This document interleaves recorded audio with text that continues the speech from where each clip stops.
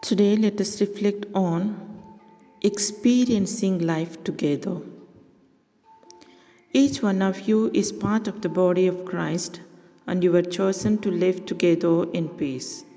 Colossians chapter 3 verse 15. How wonderful it is, how pleasant it is for God's people to live together in harmony. Psalm 133 verse 1. Life is meant to be shared. God intends for us to experience life together. The Bible calls this shared experience fellowship. It is experiencing life together. It includes unselfish loving, honest sharing, practical serving, sacrificial giving, sympathetic comforting, and all the other one another commands found in the New Testament. When it comes to fellowship, size matters. Smaller is better. You can worship with a crowd, but you cannot fellowship with one. Once a group becomes larger than about 10 people, someone stops participating, usually the quietest person, and a few people will dominate the group. Jesus ministered in the context of a small group of disciples.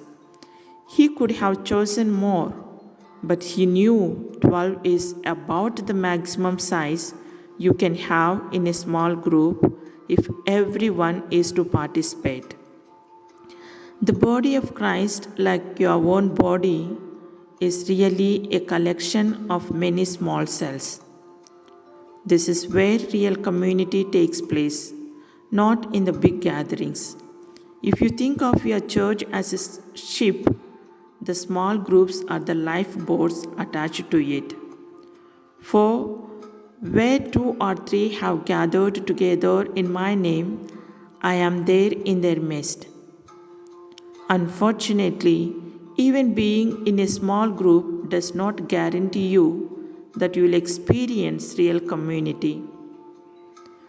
What do we experience in the real fellowship? In real fellowship, people experience authenticity. In real fellowship, people experience mutuality. In real fellowship, people experience sympathy. In real fellowship, people experience mercy. The first, in real fellowship, people experience authenticity. Authentic fellowship is not superficial, surface level chit chat. It is genuine heart to heart, sometimes gut level sharing. It happens when people get honest about who they are and what is happening in their lives.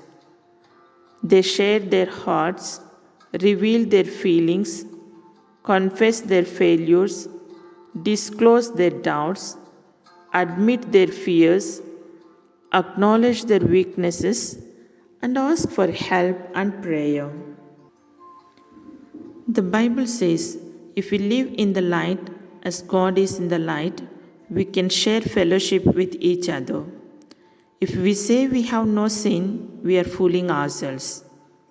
The world thinks intimacy occurs in the dark, but God says it happens in the light. Darkness is used to hide our hurts, faults, fears, failures, and flaws. But in the light, we bring them all out into the open and admit who we really are. Of course, being authentic requires both courage and humility. It means facing our fear of exposure, rejection, and being hurt again. Why would anyone take such a risk? Because it is the only way to grow spiritually and be emotionally healthy. The Bible says, make this your common practice. Confess your sins to each other and pray for each other so that you can live together whole and healed. We only grow by taking risks, and the most difficult risk of all is to be honest with ourselves and with others. The second, in real fellowship, people experience mutuality. Mutuality is the art of giving and receiving. It's depending on each other. The Bible says, the way God designed our bodies is a model for understanding our lives together as a church. Every part dependent on every other part.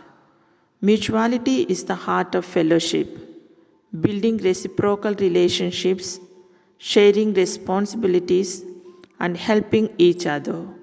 Paul said, I want you to help each other with the faith you have. Your faith will help me, and my faith will help you. All of us are more consistent in our faith when others walk with us and encourage us. The Bible commands mutual accountability, mutual encouragement, mutual serving, and mutual honoring. Over 50 times in the New Testament, we are commanded to do different tasks to one another and each other. The Bible says, make every effort to do what leads to peace and to mutual edification. You are not responsible for everyone in the body of Christ, but you are responsible to them. God expects you to do whatever you can to help them. Third, in real fellowship, people experience sympathy. Sympathy is not giving advice or offering quick cosmetic help. Sympathy is entering in and sharing the pain of others. Sympathy says, I understand what you are going through, and what you feel is neither strange nor crazy.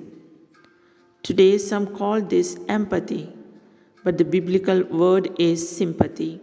The Bible says, as holy people, be sympathetic, kind, humble, gentle, and patient. Sympathy meets two fundamental human needs, the need to be understood and the need to have your feelings validated. Every time you understand and affirm someone's feelings, you build fellowship. The problem is that we are often in so much of a hurry to fix things that we don't have time to sympathize with people. Self-pity dries up sympathy for others. There are different levels of fellowships, such as the simplest levels of fellowship are the fellowship of sharing and the fellowship of studying God's Word together. A deeper level is the fellowship of serving, as when we minister together on the mission. The deepest, most intense level is the fellowship of suffering, where we enter into each other's pain and grief and carry each other's burdens. The Christians who understand this level best are those around the world who are being persecuted, despised, and often martyred for their faith. The Bible commands, share each other's troubles and problems, and in this way obey the law of Christ. It is in the times of deep crisis, grief, and doubt that we need each other most. We need a small group of friends to have faith in God for us and to pull us through. In a small group, the body of Christ is real and tangible even when God seems distant. Fourth, in real fellowship, people experience mercy.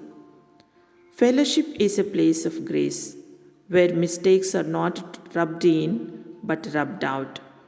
Fellowship is a place of grace where mistakes are not rubbed in but rubbed out. Fellowship happens when mercy wins over justice. We all need mercy because we all stumble and fall and require help getting back on track. We need to offer mercy to each other and be willing to receive it from each other. God says, When people sin, you should forgive and comfort them so they won't give up in despair. You can't have fellowship without forgiveness. God wants never hold grudges because bitterness and resentment always destroy fellowship. Because we are imperfect, sinful people, we inevitably hurt each other when we are together for a long enough time. Sometimes we hurt each other intentionally and sometimes unintentionally, but either way, it takes massive amounts of mercy and grace to create and maintain fellowship. The Bible says, "You must make allowance for each other's faults and forgive the person who offends you."